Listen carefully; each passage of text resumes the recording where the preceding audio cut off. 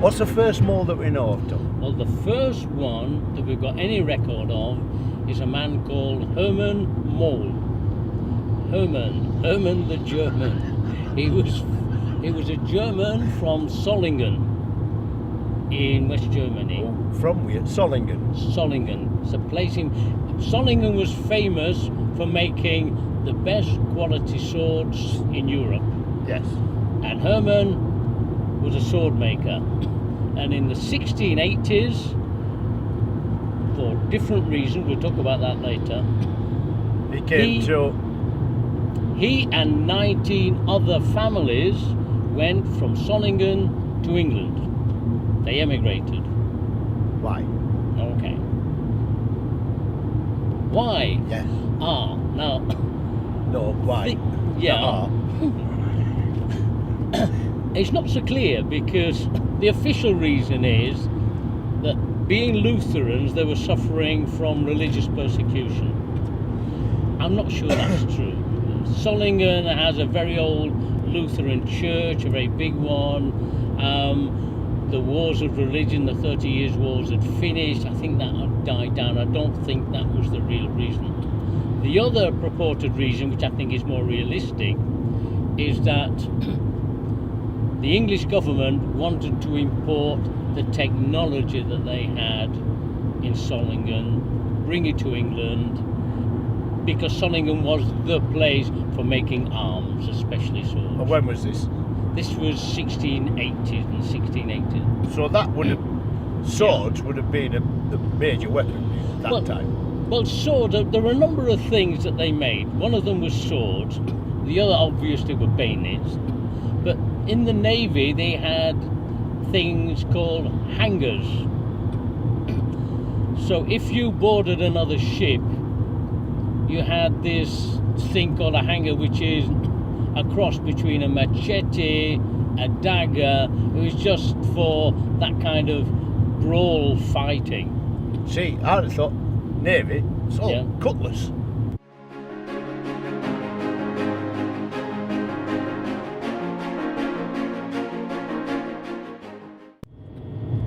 So they wanted to import the technology from Solingen. That's the real reason. The strange thing is how it was organised. It's not a small thing to get 19 families who all belong to swordmakers' guilds. We're talking respectable families here. That suddenly one day they all put their possessions on the back of a cart and walk to Antwerp or Rotterdam, I think it was Rotterdam, then get on a ship and go over to England. All at once, all 19 at once. It takes a lot of organising. And one of those families was our ancestor called Herman Mohll and Mohll. M-H-O-M-O-H-L. The earliest record we have is M-O-H-L-L. Mohll, which in German means mill. All right. John Stuart Mill. Yeah. Freddie Mills. Okay. Mrs. Mills. Yeah. And a long list of other illustrious mills. Big Mills. Yes. Left back for England and Black Ipswich. Dyke Mill. And so on. Anyway, so they come over. Yeah, I don't know if they came over as a group or whether they came one at a time. But one way or another, they came to England. Yeah, what I don't understand about this, how could they come over incognito? It's not something you can sort of keep quiet, is it? I'm going to say, I thought they You came know, you in can a imagine boat. the neighbour saying, "Oh, Moles here, there's awesome cart outside." So they came incognito. I don't I think thought that. that they used a boat. Okay. So there are a lot of things that don't fit in, but we do know they came. Yeah.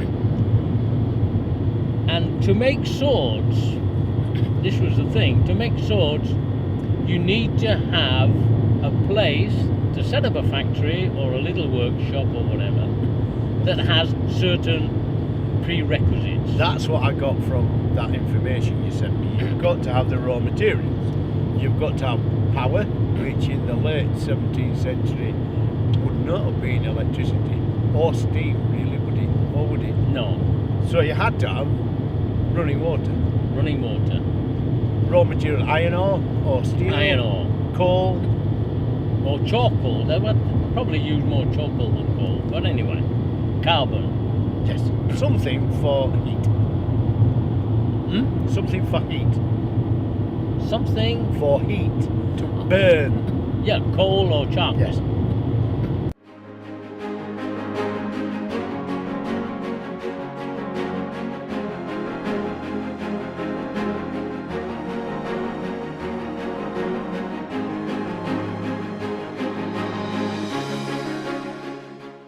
Also, a place where you would be away from prying eyes, where nobody would be sticking their nose in saying what you're doing, somewhere in the middle of nowhere.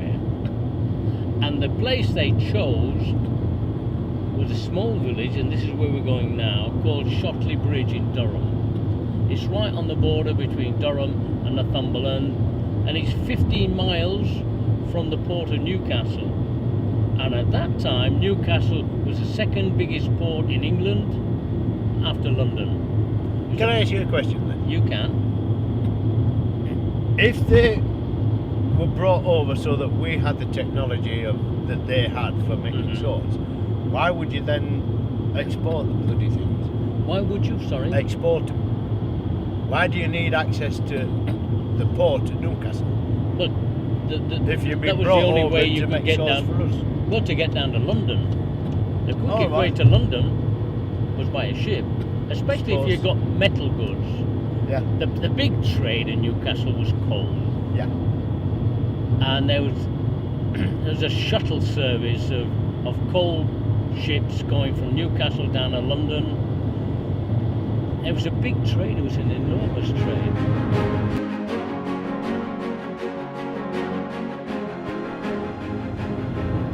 Can we do the singing now? I thought we could record the singing at your flat if I could pop down for an hour, and we could the two songs. Well, one song I think we should do is that one. Sing to your daddy, no, dance to your daddy, sing to your mommy, dance to your daddy, to your mommy, sing. I do apologise for this. That one. Are we still recording? Yeah. Okay. Ah, We can well, do that with the guitar. I had more in mind. I can't play that with the guitar. I can't play guitar. The chord on the chords on Yeah, one of them. off internet. I was going to suggest we're off in a motor car. There's 50 coppers after us. We don't know where we are.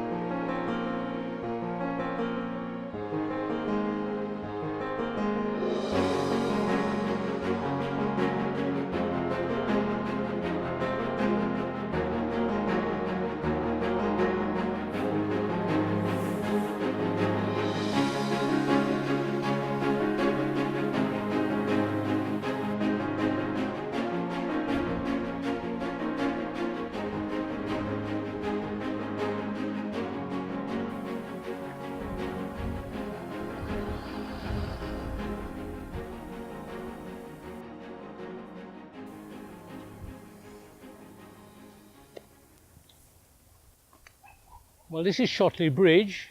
This is the bridge. Behind us, as the Crown and Cross Swords pub where we're staying.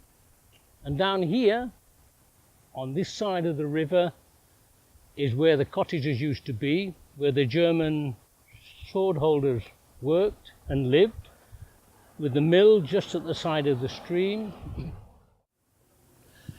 On this side of the river, on Wood Street, is where the cottages used to be, where the German sword makers lived.